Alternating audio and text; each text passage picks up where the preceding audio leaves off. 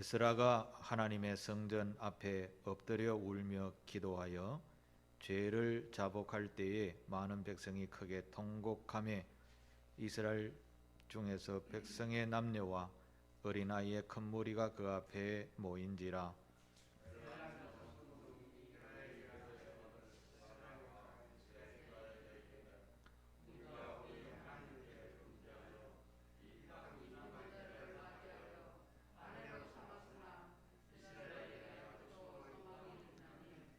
곧 내 주의 교훈을 따르며 우리 하나님의 명령을 떨며 준행하는 자의 가르침을 따라 이 모든 아내와 그들의 소생을 다 내보내기로 우리 하나님과 언약을 세우고 율법대로 행할 것이라. 이는 당신이 주장할 일이니 일어나소서, 우리가 도우리니 힘써 행하소서 하니라. 아멘. 예수께서 십자가에 달려 돌아가시고 사흘 만에 부활하셔서 죄악이 가득한 이 세상에 수많은 영혼들에게 새로운 생명, 영원한 축복을 허락해 주셨습니다. 그리고 40일 동안 부활의 몸을 입으시고 직접 정인의 삶을 사시다가 많은 사람이 보는 가운데 하늘로 올라가시며 성천하셨습니다. 그리고 마지막으로 제자들에게 성천하시기 전에 부탁하신 말씀이 마태복음 28장 19절 20절 말씀입니다. 마태복음 28장 19절 20절 말씀을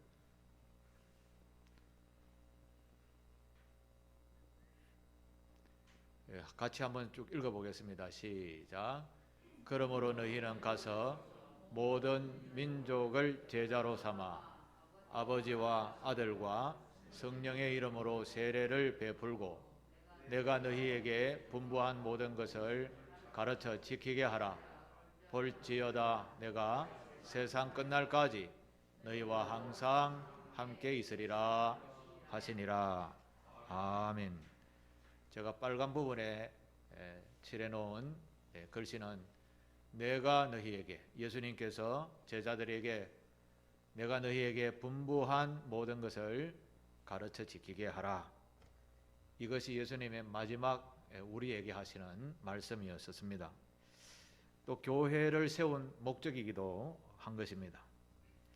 이 교회의 핵심인 예수 그리스도의 마지막 명령을 우리는 받들어 지키는 것이 성도의 본분인 것이죠.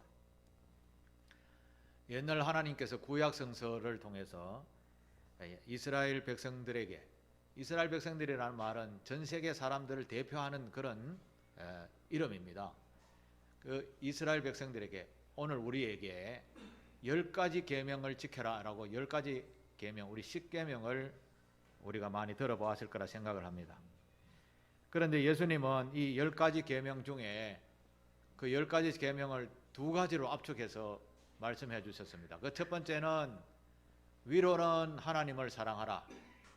그리고 두 번째는 이웃을 내 몸처럼 사랑하라. 이 2가지 계명으로 예수님께서 우리에게 정리해 가르쳐 지키라고 하셨습니다.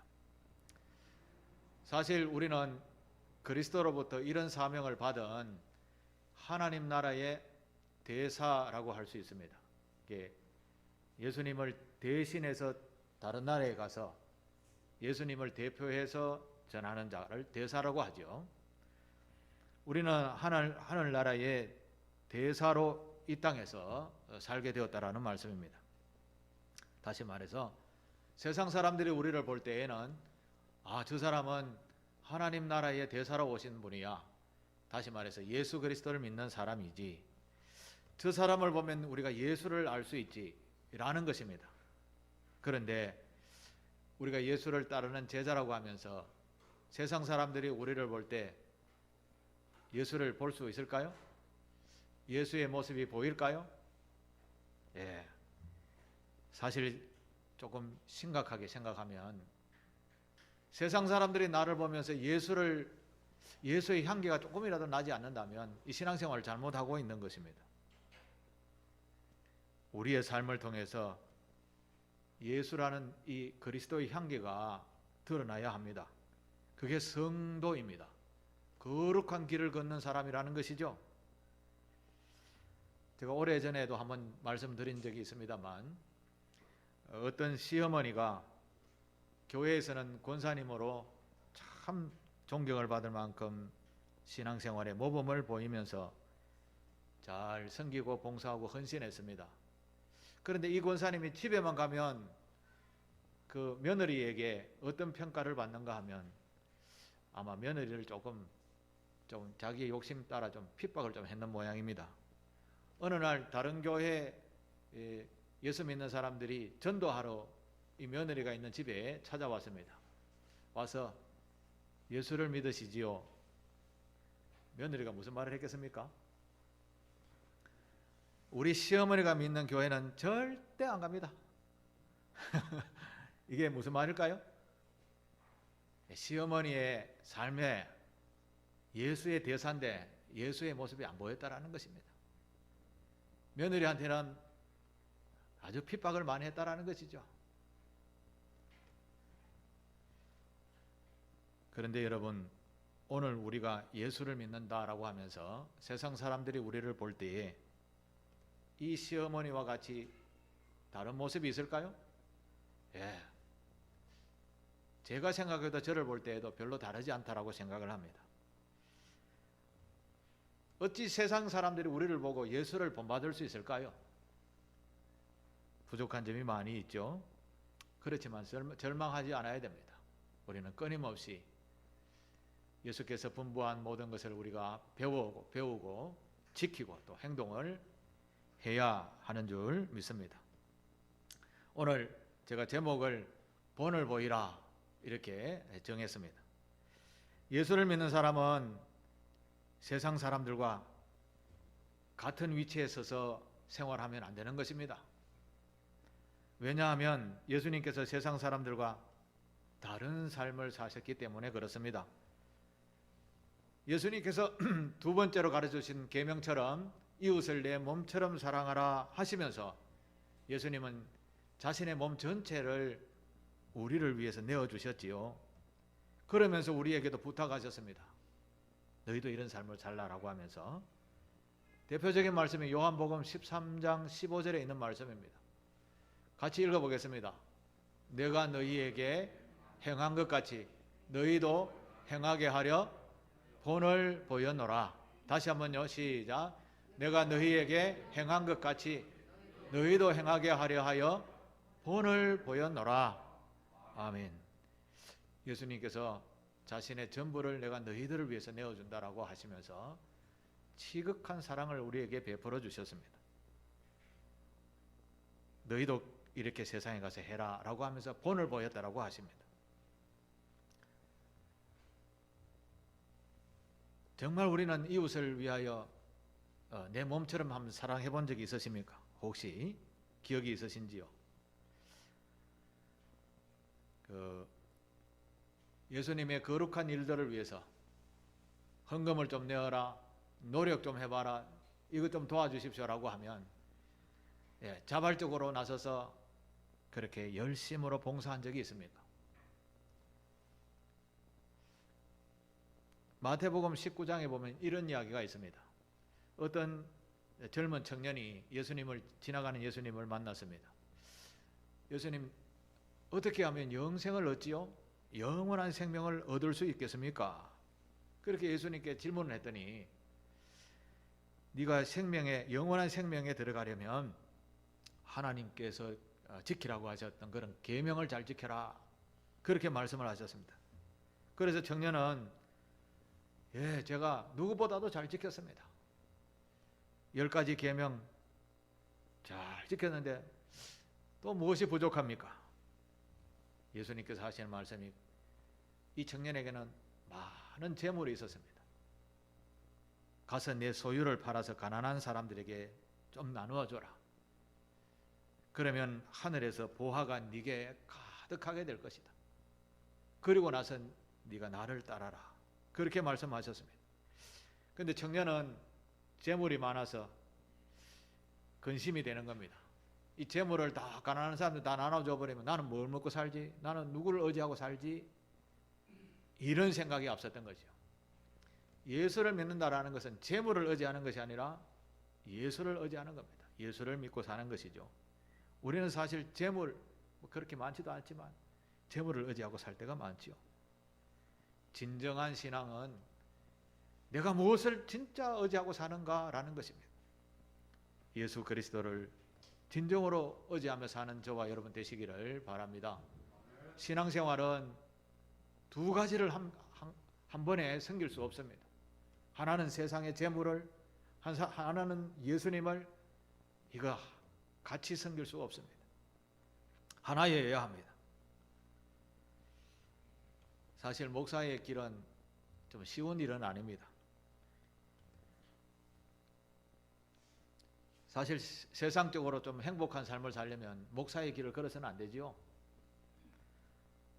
돈을 벌려고 이것저것 돈 되는 일을 많이 해서 돈을 많이 벌어서 내가 하고 싶은 것을 하고 사는 것이 행복한 일 아니겠습니까?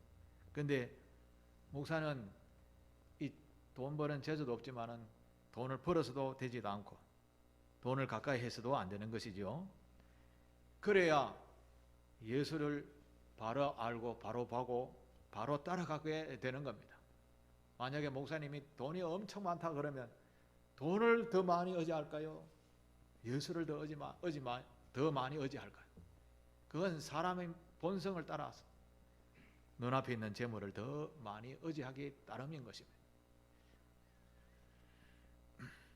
재물에 대한 재물관이 뚜렷하면 하나님께서 아마 재물을 많이 줘도 이 목사는 재물을 잘 다스린다 해서 많이 복을 줄지 모르겠습니다만 아마 보편적인 사람들은 재물을 많이 주면 신앙의 깊이를 더하는 것보다 세상의 향락을 위하여 쫓아가는 발걸음이 더 아마 빨라지게 될 것입니다.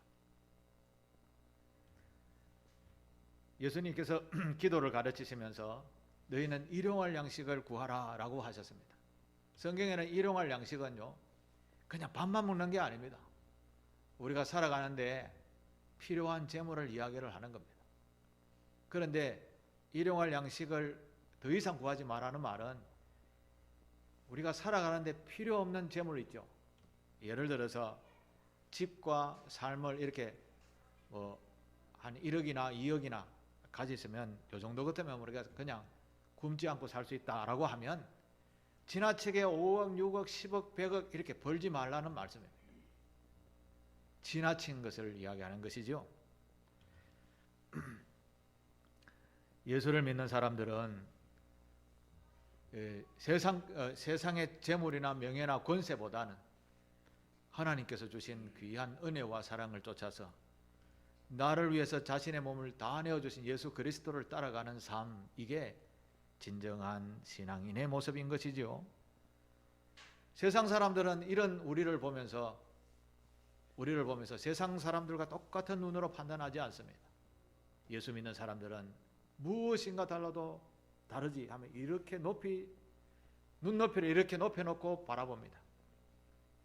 그래서 세상 사람들은 예수 믿는 우리를 보면서 자기네들보다 더 높은 도덕성과 윤리성을 요구하는 것입니다.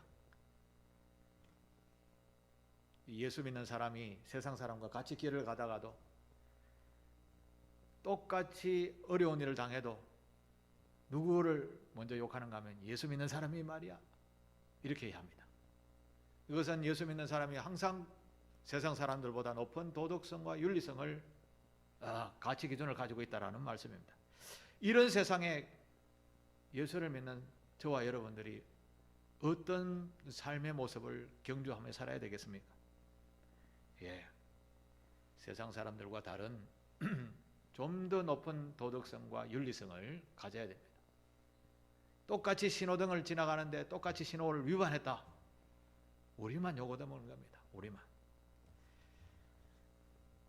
우리는 세상에 대해서 우리는 높은 도덕성과 윤리성의 잣대를 가지고 본다. 이런 의식을 늘 가지고 계시면서 살아가는 삶의 현장 속에서 재물이나 명예나 권세나 이런 모든 것에 항상 높은 도덕성을 가진 자, 그런 마음을 가지고 예수를 따르는 그런 성도가 되시기를 바랍니다.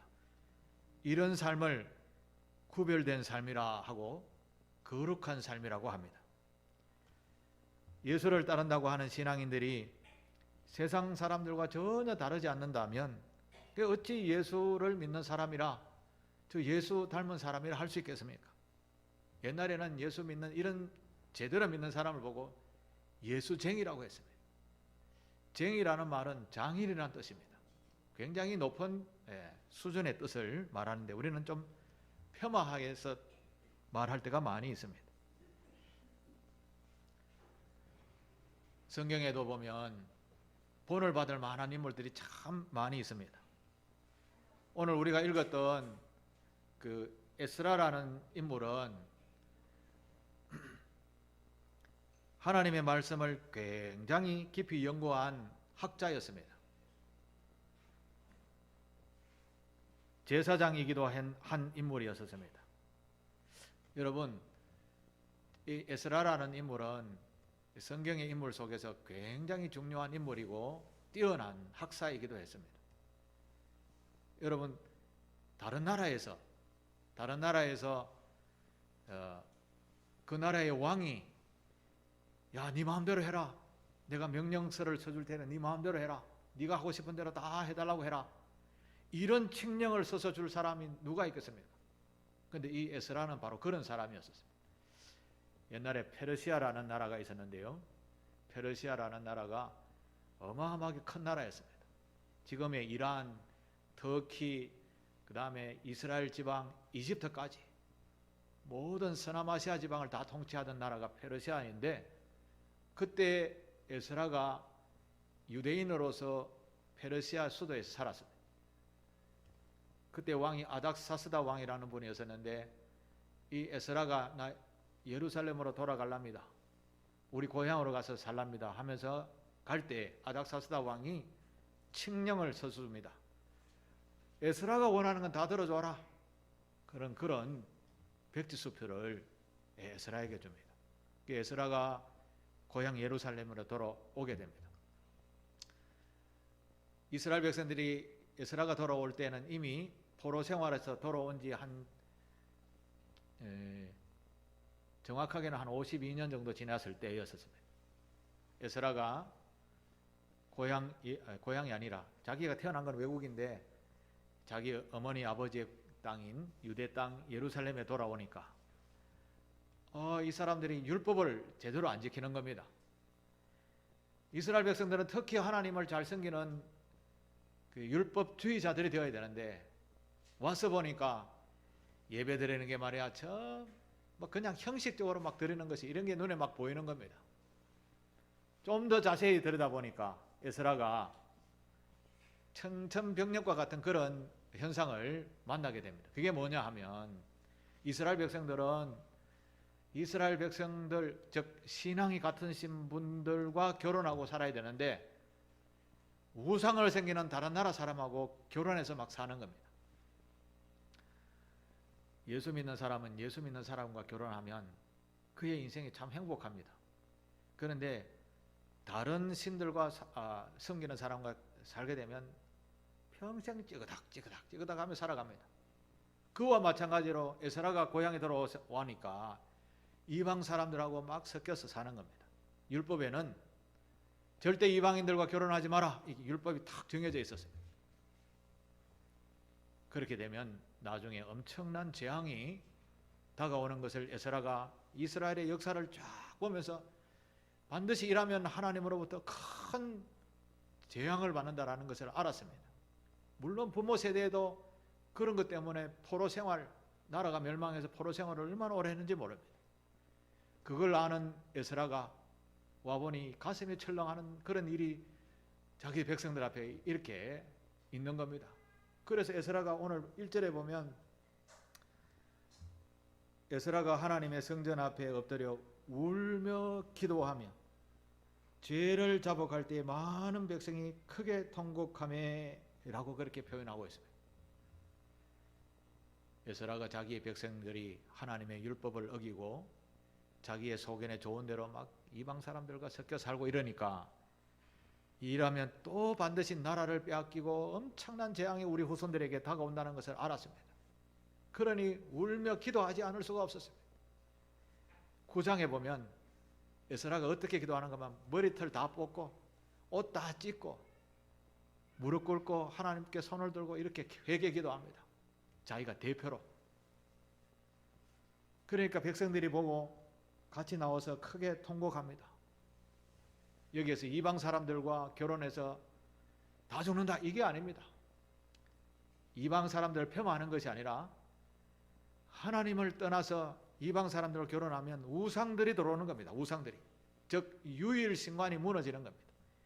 하나님을 믿는 이 유일신관이 무너지기 때문에 이스라엘 백성들이 우상을 섬기는 다른 백성들과는 결혼하지 마라 이렇게 했는데, 와보니 그런 거거든요.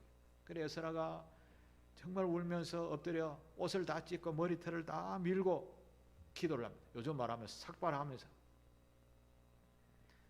백성들이 지도자인 에스라를 볼 때에 우리 죄가 너무나 크다라는 것을 깨닫게 되었습니다.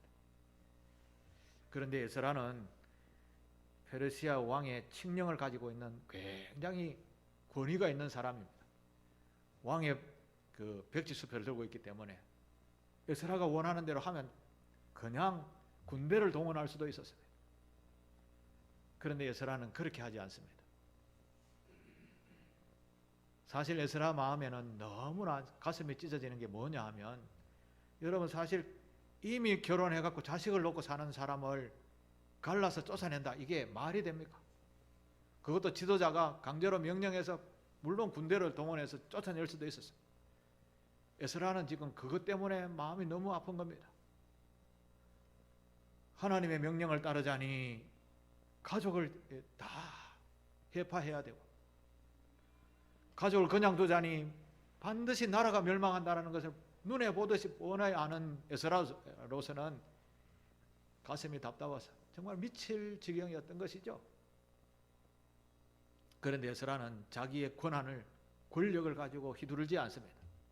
그냥 엎드려서 하나님께 울며 통곡합니다. 그러니까 백성들이 먼저 이럽니다. 한번 보실까요? 오늘 본문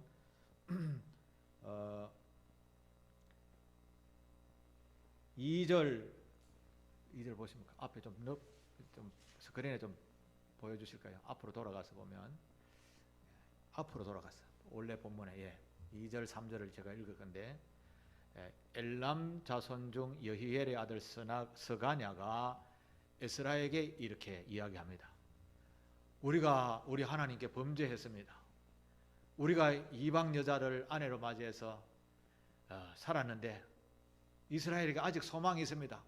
왜 소망이 있느냐 하면, 내 주의 교훈을 따르며 우리 하나님의 명령을 떨며 준행하는 자의 가르침을 따라 이 모든 아내와 그들의 소생을 다 내보내기로 우리 하나님과 언약을 세우고 율법대로 행하겠습니다. 에스라가 힘으로 강제해서 쫓아내는 것이 아니라 이미 백성들이 에스라가 하는 행동을 보고 울고 기도하는 가슴 아픈 이것을 보고 백성들이 먼저 우리가 잘못했습니다, 우리가 다 정리하겠습니다, 이렇게 이야기를 하는 겁니다. 이 리더자로서는 대단한 리더자의 모습이죠. 이건 사실 너무나 어려운 판결입니다.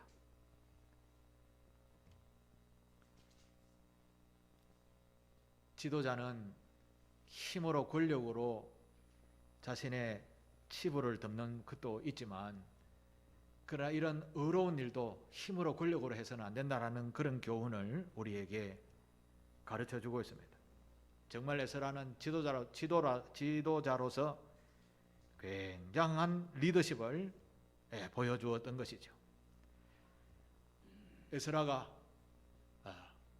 엎드려 기도할 때 4절에 당신이 주장할 일이니 일어나소서. 이제 백성들이 와서 에스라에게 이제 말씀하십시오, 우리 다 지킬 테니까. 나라의 지도자로서 아내와 자식들을 다 내보내라, 명령을 해야 이게 실행이 되는 겁니다. 그걸 백성들이 와서 자기가 직접 자기네들이 직접 보고를 한 것이죠. 그래서 에스라는 참 가슴 아픈 일이지만 우리 후손들의 미래를 위해서 결단을 내리고 율법을 제대로 지키게 했던 것입니다. 대단한 본을 보이신 지도자의 모습입니다. 지도자는 백성의 아픔을 대신 자기의 아픔처럼 여기면서 모범을 보이고 먼저 그들의 아픔을 자신의 아픔으로 여기면서 엎드릴 때에 백성들이 그 아픔을 본을 보고 아는 겁니다. 그러면서 먼저 지도자에게 찾아와서 자기네들의 잘못을 회개하는 것입니다. 정말 예수 믿는 사람은 바로 이런 삶을 살아야 됩니다. 이런 본을 보여야 됩니다. 내가 조금 손해본다 하더라도 이런 희생은 감수할 수 있어야 되지 않겠습니까? 예수 믿는 사람이. 그래야 세상에 무엇이 옳지 그런지도 모르는 세상 사람들이 보고 이걸 붙잡고 살아야 되겠다라고 하지 않겠습니까?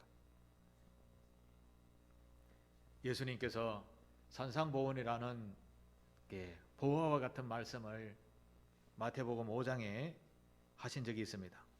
마태복음 5장 39절 42절까지 제가 읽어드리겠습니다. 예수님께서 하시는 말씀입니다. 나는 너희에게 이르노니 악한 자를 대적하지 마라. 누구든지 내 오른뺨을 치거든 왼편도 돌려대라. 억울해도 그냥 수긍해라는 그런 뜻입니다. 사랑의 마음을 가지고. 40절에 또 너를 고발하여 속옷을 가지고자 하는 자에게, 여기서는 옷을 이야기하는 거 아닙니다. 우리가 가지고 있는 예를 들어서 재물이나 명예를 빼앗으려는 사람입니다. 다 줘. 그런 뜻입니다. 41절에 또 누구든지 억지로 오리를 가게 하거든 도와달라 하지 않고 막 강제로 해라고 하는 사람이 있으면 사랑의 마음으로 도와주라는 말입니다. 42절에 너희에게 구하는 자에게 주며 너희에게 꾸고자 하는 자에게도 그냥 거절하지 말고 다 줘. 있으면 줘. 있는 게 복이야. 이게 그리스도인의 삶의 자세라는 것을 예수님께서 말씀하셨습니다. 사실 우리가 이것을 지키기엔 좀 어렵지요. 그렇지만 예수 믿는 사람들은 이런 본을 보이면서 살아야 세상 사람들이 보기에 예수 믿는 사람은 다르다라고 하는 겁니다. 이런 삶을 거룩한 삶이라고 하는 것입니다. 그런데 우리나라의 지도자들을 한번 비교해 보십시오. 대통령 선거가 이제 지나고 이제 지방 선거가 가까이 오는데 얼마 전에 대통령 아내가 유명 디자인의 옷을 170 몇 벌인가 입고 다녔다 이런 이야기 들어보셨죠? 무슨 옷값이 제일 싼 게 1,500만 원이라 하니 도대체 얼마나 비싼지 모르겠습니다. 그러니까 시민들이 마음에 막 지도자라 하는 사람이 이렇게 하니까 마음이 불타지요. 또 대통령 후보였던 그 이재명 후보의 아내, 제가 이름도 잘 모르겠습니다만 그분은 뭡니까? 법인 카드를 가지고 이 정부의 카드를 가지고 초밥도 사 먹고 삼계탕도 사 먹고 소고기도 사 먹고 그래서 또 난리가 한번 났었지요. 사실 우리나라의 지도층이라고 하는 이런 분들이 이렇게 삽니다. 그게 백성들이 본을 볼 수 있겠습니까? 사실 지도층은 높은 윤리와 도덕성을 백성들에게 보여 사실 본을 보여야 되는 것이죠. 근데 본을 보이기는커녕 오히려 막 부해가 차던 이 사투리로 부해가 차듯이 백성들의 마음을 들쑤셔 놓았었습니다. 여러분 교회도 마찬가지입니다. 교회도 그동안 교회도 정직해야 되고 공의로워야 되는데 세상 사람들 도덕과 윤리성에 차지 못하게 행동을 했기 때문에 교회가 세상으로부터 많은 지탄의 소리를 듣게 된 것입니다. 정말 이 전염병 때문에 교회의 위상 좀 올려놨더니만 다 떨어졌습니다. 거룩함을 무너뜨리는 것은 순식간이죠. 예를 들어서 집을 이렇게 부수는 것은 하루 만에 다 부수는데 짓는 것은 1, 2년 최소한 걸리죠. 교회를 세워가는 이 거룩성도 세워가는 데는 수십 년이 걸렸는데 전염병 때문에 하루아침에 다 무너지게 되었습니다. 우리 그리스도인들은 세상에 대해서는 구약 성서의 말씀처럼 우리는 세상의 빛이 되어야 됩니다. 세상의 빛이 되어야 됩니다. 이사야 60장 1절에 뭐라고 했었는가 하면요, 일어나라 빛을 발하라고 하셨습니다. 그리스도인을 보고 여러분은 일어나셔서 빛을, 세상의 빛을 밝은 빛을 보여야 됩니다. 이 말은 무슨 말인가요? 이게 옳다라는 것입니다. 우리 교회 이름이 사항길인데요, 산길이 아니고 사항길입니다. 영원히 사는 길을 이렇게 제시하는 그런 교회 이름입니다. 도로에 가면 이정표가 있죠. 이리 가면 서울입니다. 이리 가면 부산입니다. 이정표입니다. 우리 교회 사항길은 이리 가야 영원한 천국에 가는 길입니다 라는 뜻입니다. 좋은 이름이죠. 우리는 그 이정표의 역할을 우리 교회 성도 여러분들과 함께 가르쳐야 됩니다. 세상 사람들에게. 이게 일어나라 빛을 발하라는 주님의 말씀에 응답하는 삶입니다. 본을 보여야 되는 것이죠.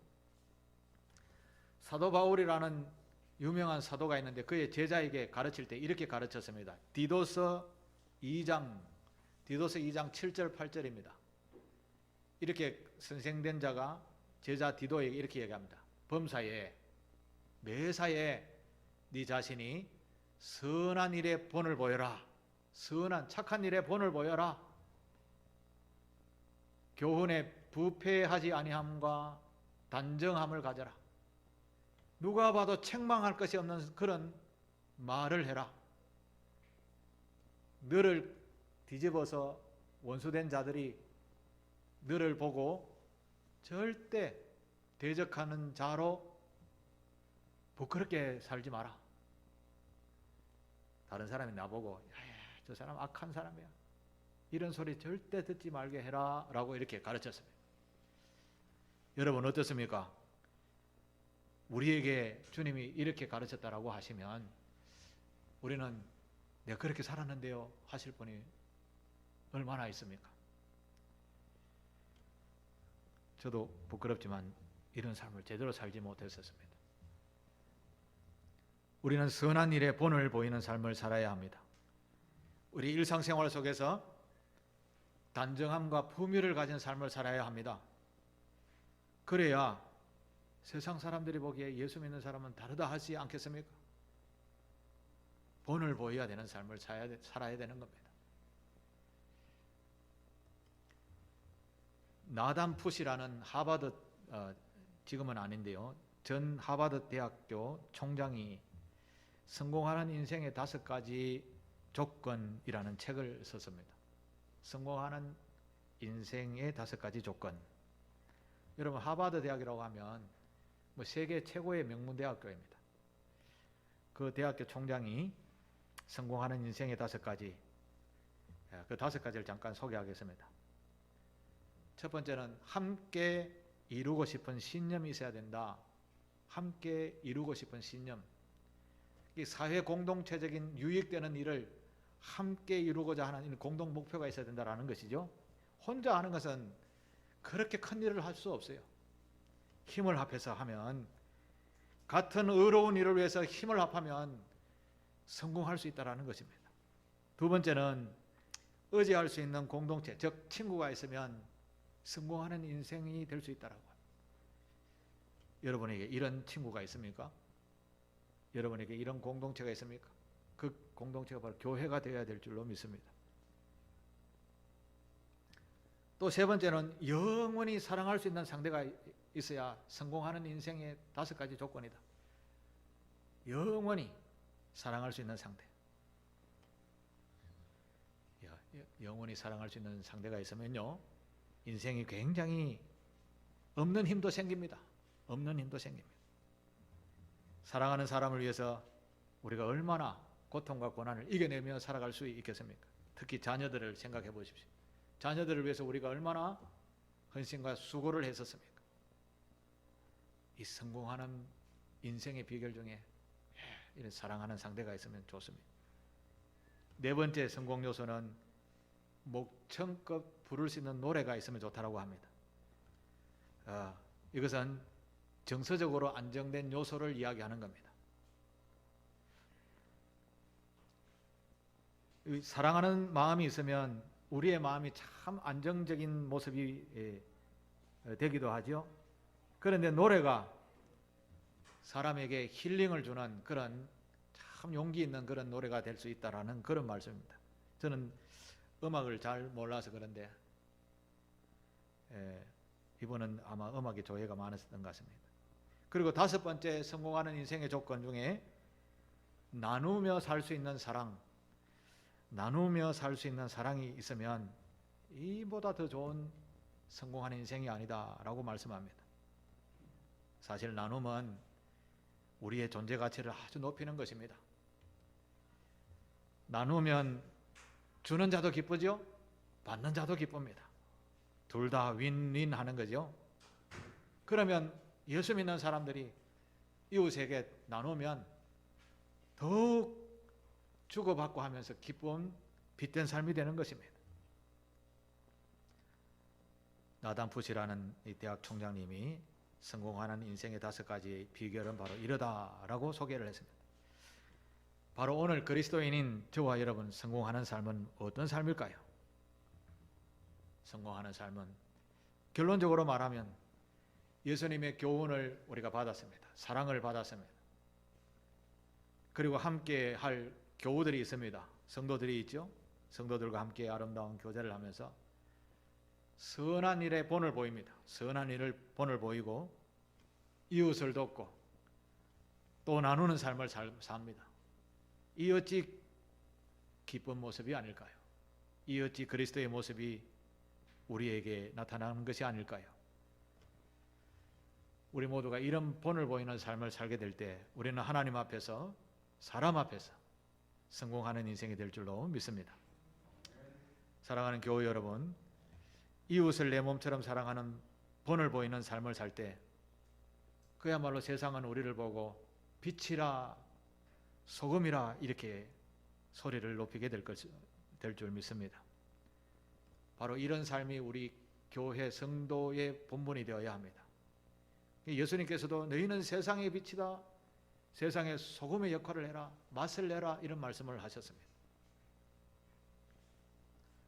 우리 모두 참 그리스도인이라는 마음을 가지고 선한 마음을 가지고 또 은행은 품위를 가진 말을 하면서 또 생활 속에서 작은 것 하나라도 나누며 살 때 아마 세상에서 예수 믿는 사람은 다들 달라. 나도 한번 예수 믿어봐야 되겠다. 이렇게 되는 것이 아니겠습니까? 예수님께서 처음으로 이야기하셨던 설교 시간에 처음 이야기했던 모든 족속으로 제자를 삼아서 아버지와 아들과 성령의 이름으로 세례를 주고 내가 너희에게 가르친 분부한 모든 것을 가르쳐 지키게 하라는 말이 바로 그런 말씀인 것입니다.